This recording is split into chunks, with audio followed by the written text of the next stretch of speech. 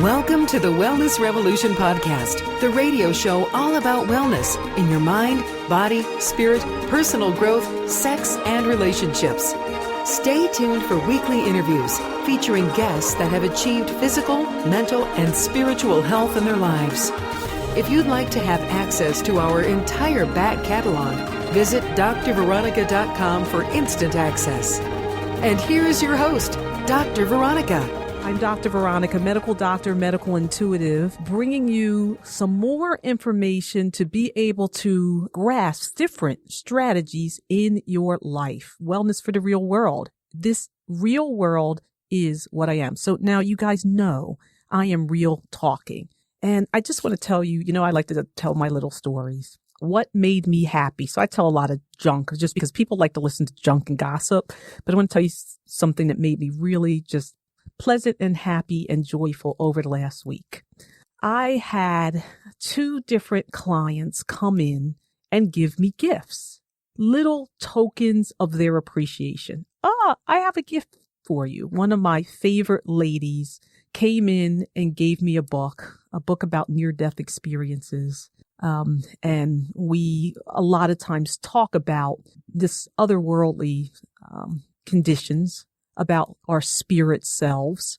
We talk about her health, of course, and we've worked quite a lot on her health. But I believe that some people are brought into my realm not just to change their physical health, but also because there's some spiritual learning and evolution that comes in.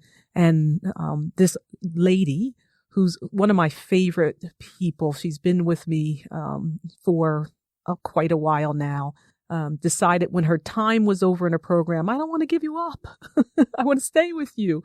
And, of course, she has some things to work on because we all have stuff to work on. And so I get to see her frequently. And when I don't get to see her, we get to have phone sessions where we go over various things. Sometimes it's physical health information, but sometimes it's about what's going on in the spiritual life, so that she can begin to more sort out what she is here to do so that her spirit will evolve.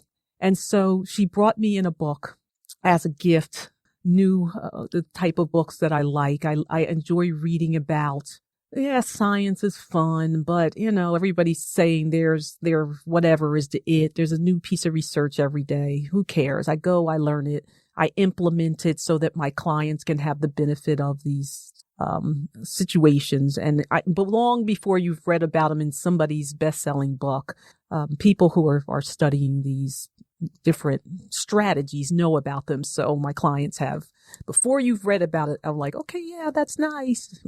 Years ago, we've known about it. So bringing me the information that is just fascinating. And that is about our spiritual life and what goes on at the time of death and near death and between lives. And yes, I believe in past lives and future lives and different realms. And I love, my favorite movie of all time is The Matrix, because I've been in the Matrix. I've been in the Matrix. You're saying she's crazy, but I know you're not saying I'm really crazy, because the only reason you listen to this show is because you've been in the Matrix too. I know that. So what else? I had another lady that I work with. And it's always the people with the spiritual revelations that bring me little, and it's not like, just you want to make me feel like really special towards you. Any type of gift. It doesn't matter. I had a lady at holiday time who she baked me a cake. And it was just so sweet that she baked me this cake. And as she was giving me this cake, I was like, okay. Who's going to eat this cake? Because eating a whole cake for me, even with my family, is just we don't tend to do it because we don't eat like that a lot of times. So if we have cakes, a whole one, it will likely not be good. The cake was tasty, but I was just thrilled and flattered that she thought about me, that with her own hand, she baked me a cake. Wonderful. I remember who these people are. I can tell you about a gentleman who years ago in my eye care practice would make me, he made me a, what do you call it? What is the guy who represents America? Like the Sam, we want you, the Mr. It's not Mr. America, but He made me like a wooden, one of those guys with the red, white, and blue on that stood in my office. And it was just so delightful. I remember a lady who happened to be from India who bought me puri bread. My latest gift yesterday was from another one of my beloved clients. And they are my beloved clients because I feel honored when people choose me to help them. And I tell them. And I was telling her this yesterday.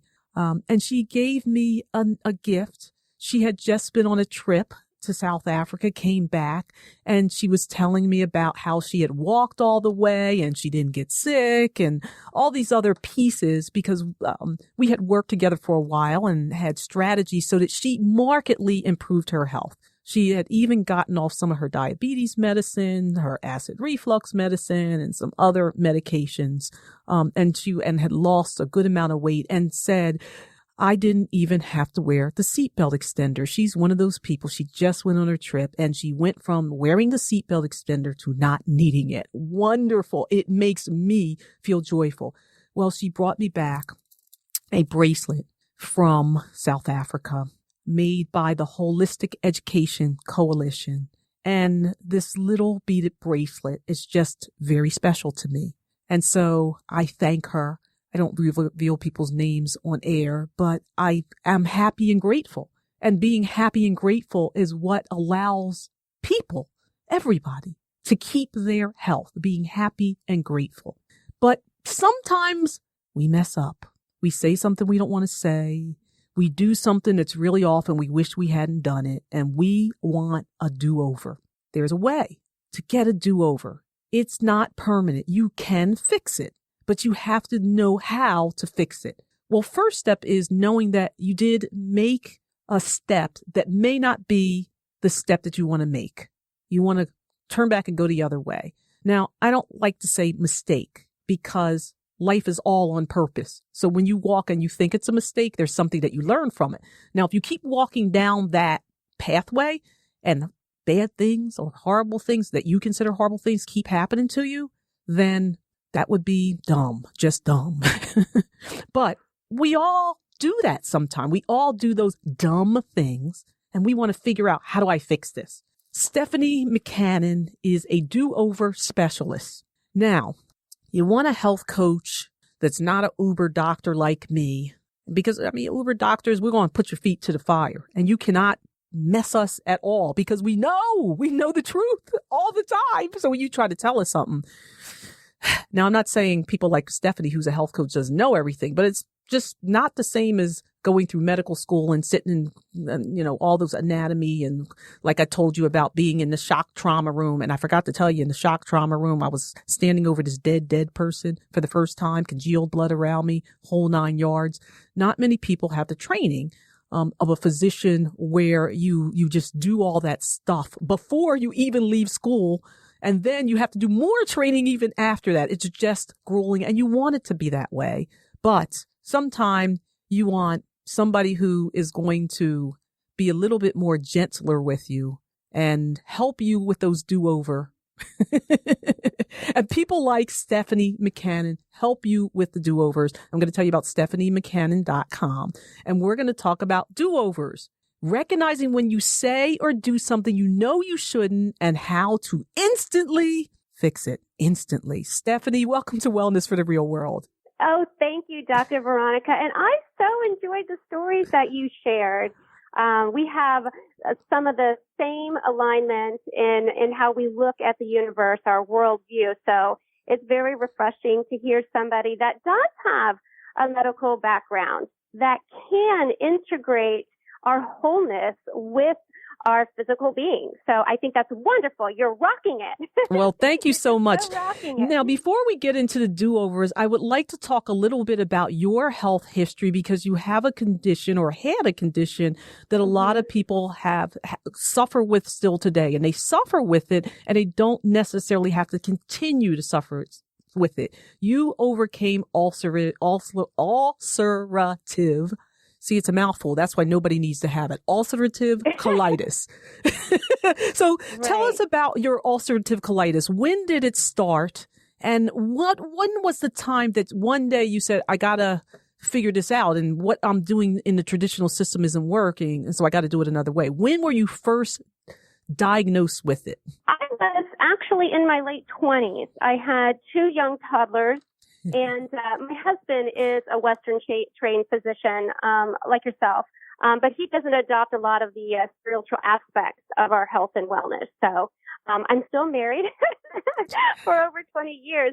But when I was diagnosed, I was in my late 20s and basically doing everything that Western medicine was telling me that I should do for my health. I exercised regularly. I ate pretty well. And I didn't really understand how my body could be revolting against me.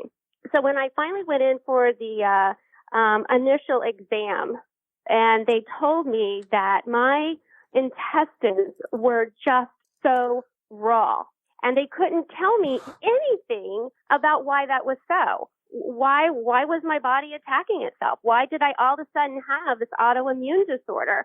And the doctors at the time had no answers for me. They told me food didn't matter. You know, stress would make it worse, but that's not necessarily the cause of it. Now, I do have family history. My grandfather and my mother, who died, by the way, at 58. It was right before I was diagnosed. Wow. Yeah, so I knew that intestinal diseases and issues ran in my family. That's why I chose a healthy lifestyle, or thought I chose a healthy lifestyle. But I'll tell you, Dr. Veronica, the big piece that was missing, I was a spiritual person. I went to church, I prayed, but I didn't intersect that with my health. I compartmentalized my life. You know, church and spirit was spirit, and physical and health was that. I didn't integrate those two. But basically, my doctors at the time weren't offering me any other choices except for drug therapy. And if the drug therapy, they were going to be very aggressive with the drug therapy because of the advanced disease state. And if the drug therapy didn't work, then they were going to go to remove the intestines, maybe get a whole ileostomy. And I know that I did not want that. My grandfather had that. He had busted bags. There was always adhesion problems. I am a young 27-year-old mother. I do not want to have my intestines taken out of my body. Mm-hmm. I do not want to be sick. So I started to look for alternative treatment methods because I got pregnant. I got pregnant and I didn't want to take any more of the drugs. So there was a lot of emotional issues that were coming up, and even more stress because none of my doctors would agree with me. None of my doctors wanted me to get off the medication just because I was pregnant. Really? They wanted you to risk the health of your child? Give me a break. Okay, go on. I'm not an ulcerative colitis doctor, so I'm sitting here in judgment, and I don't know truly because I'm not an ulcerative colitis doctor, so I'll say that. However, there is always another answer. There's always another answer out there. So tell us what answer that you came up. But before you do that, let me just say you're on Listening to Wellness for the Real World. I'm Dr. Veronica, medical doctor, medical intuitive. You are listening to Stephanie McCannon. We're going to talk about do-overs, but first we want to find out how she got to the do-over stage. And we're hearing her story and her journey about her ulcerative colitis. And her doctor said, even though she was pregnant, we want you to stay on these toxic medications, even though you're having a baby and that risked your baby. And she said, what did you say, Stephanie? I said, no, I couldn't do it. And now it was considered a high-risk pregnancy. So we were living in Laurel, Maryland at the time, and I had to go down to Bethesda. And so I had two little kids, by the way, and I ran my own business. So I was a busy woman and having to go down to these weekly appointments, and they just would tell me again and again, you need to get back on the medications. You need to get on the medications. And I tell me another way. Let's talk about food, because I started doing a lot of research and I was hearing from other medical physicians that food could make a difference. Absolutely. For me. Yes. And my doctors at the time were saying, no, there's no proof.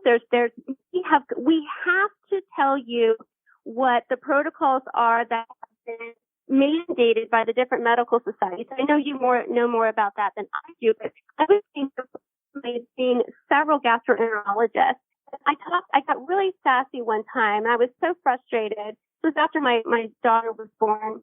And I told him, I said, so you're telling me I can eat ding-dongs and tacos all day long, and that's not going to affect my health. You know that's wrong. And so he leaned back in his chair. He was a very nice man. He said, I cannot tell you outside of the protocols what to do. I could lose my license. If I tell you to go home and eat this particular type of yogurt that I'm going to give you a recipe for, it's not a proven strategy by our medical societies.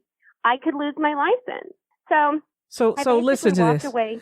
I just gotta. I want to just highlight pieces of this story because you go to your doctors and you wonder why they're not telling you the rest of the story or the other story or what really works without using toxic pharmacologic agents, because we're in fear. We are in fear, not losing your license. He's like, I could lose my license. But what he was really saying is what I use to support my life and family, how I support my wife and my children and eat my food is being threatened if I don't tell them to do everything the way that Big Pharma says to do it. You know why?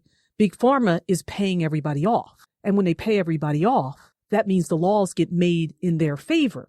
And in addition, we're a country where we have more lawyers than people. And people automatically go running to their lawyers when they have a bad outcome.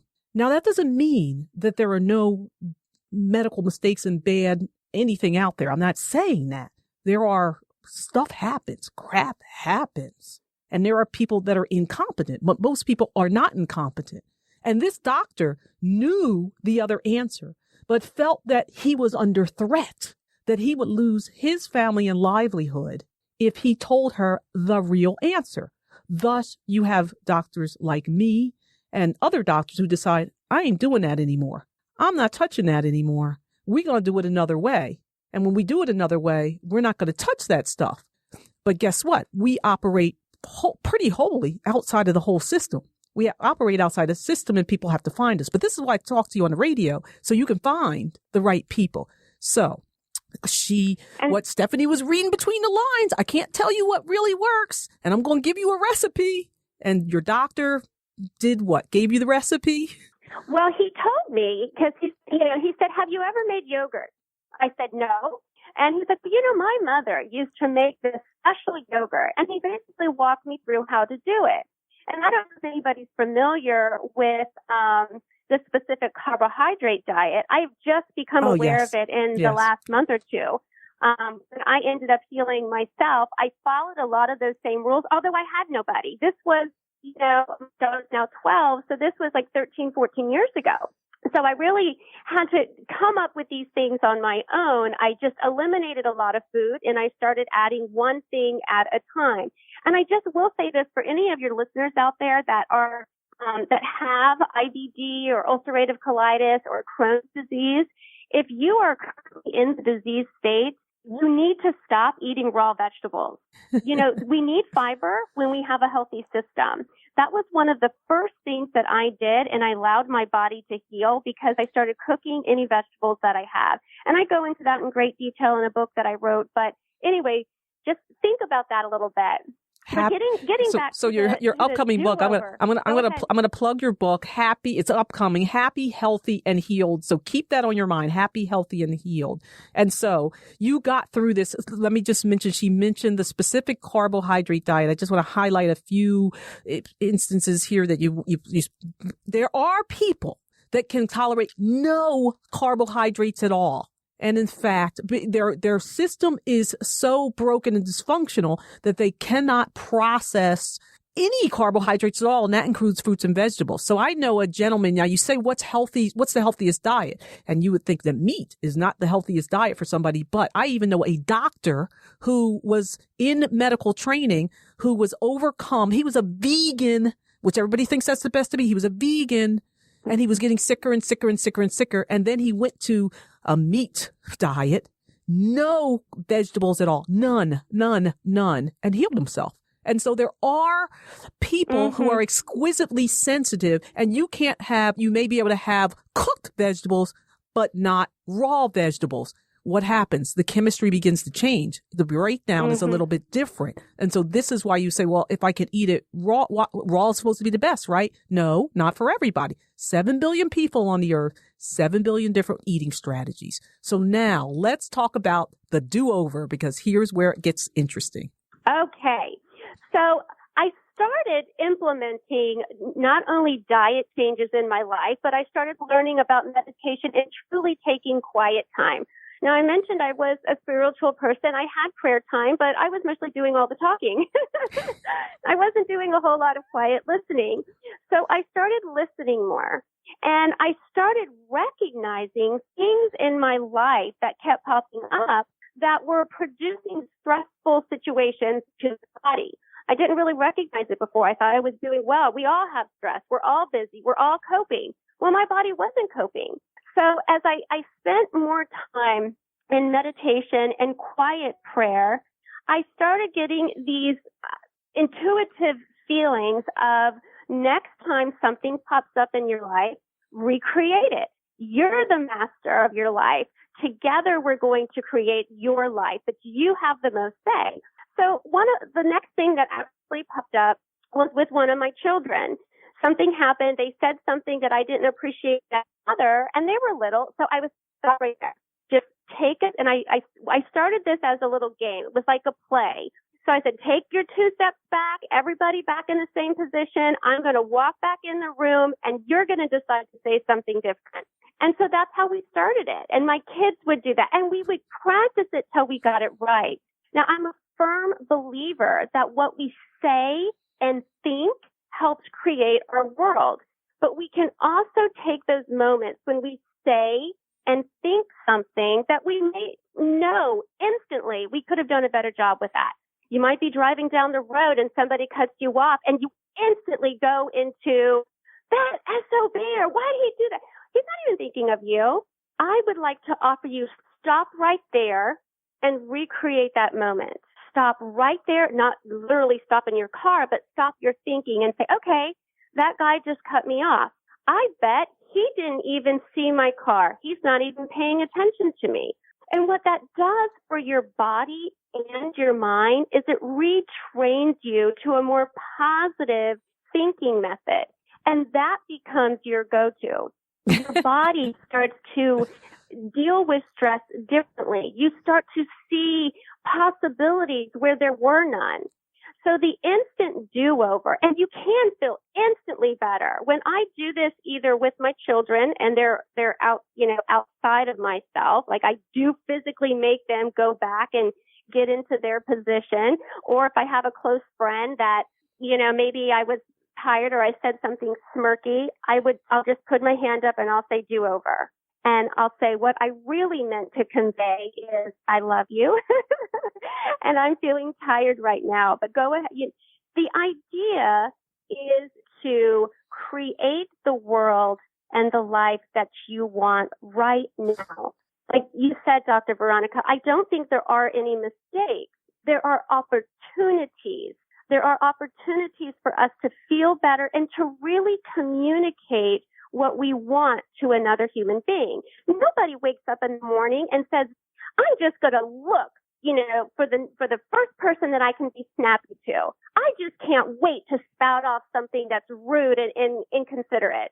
Oh, I'm just so looking forward to getting mad and raising my voice at my children. None of us want that. We don't really want those situations in our life. However, I do think that the universe continues to give us what we're putting out there. That's what's so wonderful about a do-over. You do have to stop and recognize that, and your body will do this. Your internal guide knows when you've said or done something wrong.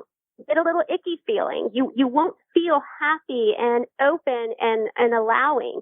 So you know when you've done or said something that's not really in alignment with your true self. That's when you take the moment. And you don't have to necessarily share it with another person.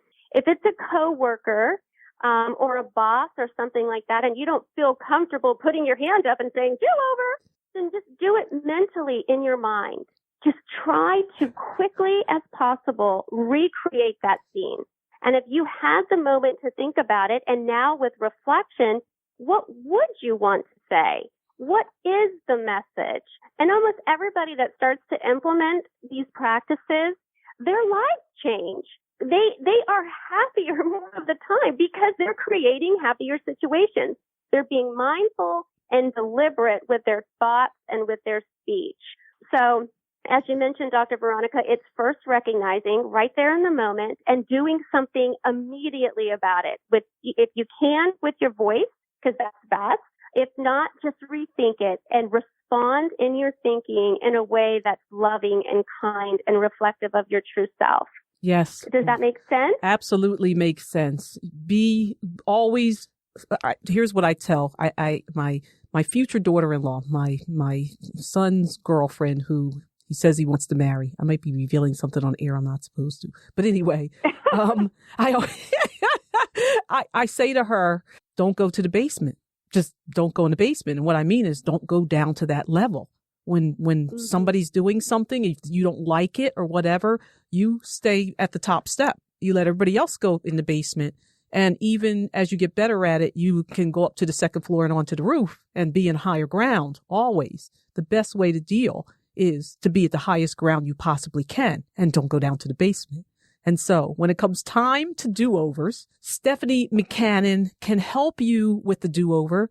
She can help you with your health, especially if you have any type of disease of the digestive tract, because a lot of it is similar. And so StephanieMcCannon.com is where you can find her. Stephanie, thank you so much for being on Wellness for the Real World. Oh, you're so welcome. And I just think that you're a blessing, and it's encouraging to hear that you are integrating the whole self. We are whole people, mind, body, spirit.